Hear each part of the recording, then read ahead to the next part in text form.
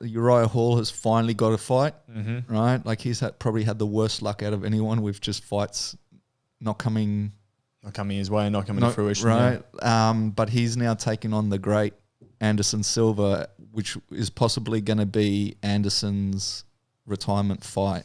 Yeah. Well, I mean, Anderson's been going longer than I think a lot of us gave him credit for.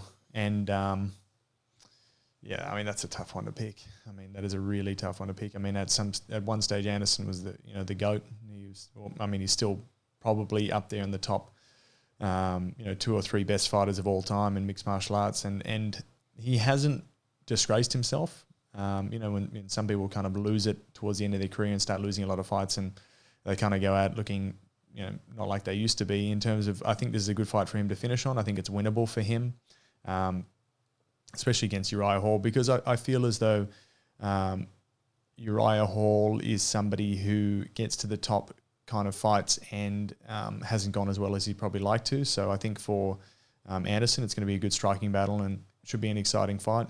I'll definitely be interested to see that one. It's a little bit like when Anderson fought Adesanya. Yeah, Izzy. Everybody thought that Izzy was just going to walk through him, but he didn't. He kind of showed that he still had a bit of class and definitely on the feet is still dangerous. So I'm going to back Anderson Silva on this one.